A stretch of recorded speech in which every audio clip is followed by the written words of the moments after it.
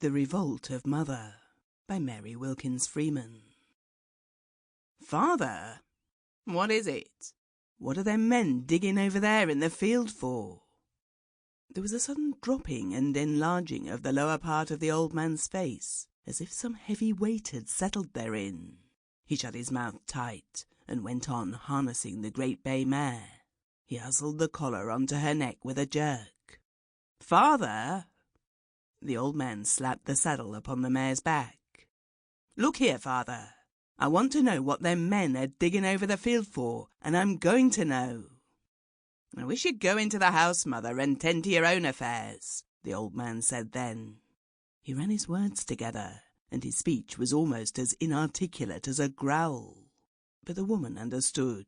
It was her most native tongue. I ain't going into the house till you tell me what them men are doing over there in the field, said she. Then she stood waiting.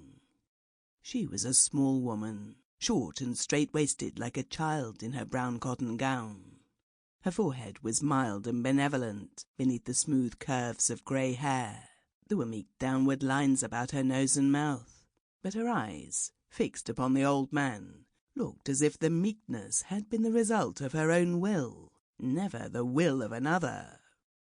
They were in the barn, standing before the wide-open doors. The spring air, full of the smell of growing grass and unseen blossoms, came in their faces. The deep yard in front was littered with farm wagons and piles of wood. On the edges, close to the fence and the house, the grass was a vivid green, and there were some dandelions.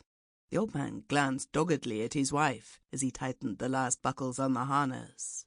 She looked as immovable to him as one of the rocks in his pasture land, bound to the earth with generations of blackberry vines. He slapped the reins over the horse and started from the barn. Father, said she. The old man pulled up. What is it? I want to know what them men are digging over there in that field for. They're digging a cellar, I suppose, if you've got to know. A cellar for what?